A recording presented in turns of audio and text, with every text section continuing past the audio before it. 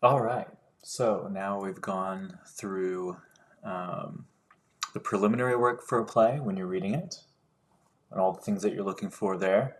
You're looking for setting, characters, what you can find out about the world of the play, so that when you start to read it, you're immersed in it and you can understand maybe a little bit of what's going on. Then you get into the plot.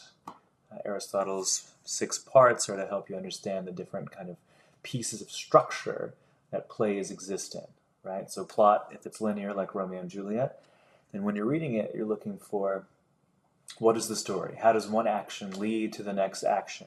Is that interesting? Does it tell the story well? And then you're looking at the characters, are they specific? Do they tell the story well? Do you find them to be interesting? Do they talk to each other?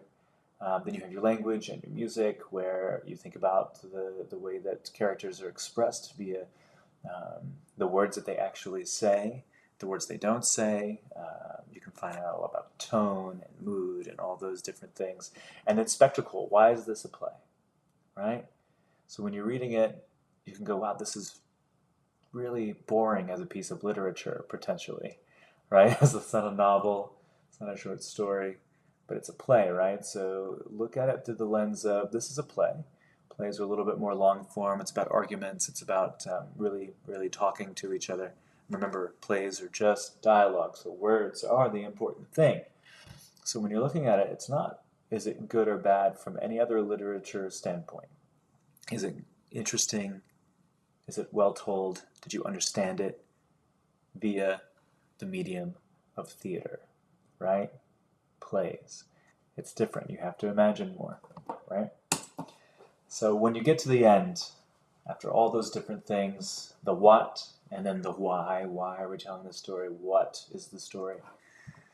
Think about the outcomes. Did the characters achieve their individual goals, right? Did you see Romeo and Juliet?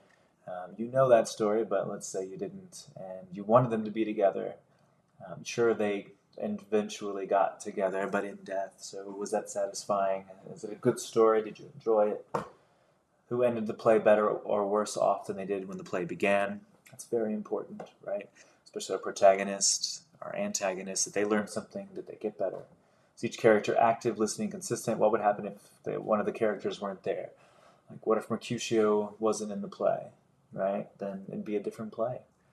Um, Tybalt wouldn't have gotten in fights. What if the nurse wasn't there? What if the friar wasn't there? Et cetera, et cetera. Were the outcomes serious or playful? Obviously, Romeo and Juliet's very serious. And why is the story being told? Why is Romeo and Juliet being told? Um, just from reading it, it's about hate and love and hate. It's a Shakespearean line. But it's about what's important in life and what gets in the way of seeing the people around us. And then finally get subjective, right? But you have to be able to understand what a play is, why, and the what before you can say if it's good or bad, especially in reading it. Did you like it? What parts of it? Why or why not, right? And then analysis is how these parts work together.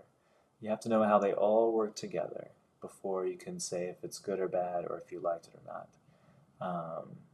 So now we'll give you a quiz here on this section, this module, and then I'll give you a play to read, and you'll have to write a short little excerpt about the play, a little paper about all these different parts of the play. It's a short play, so don't worry about it too much.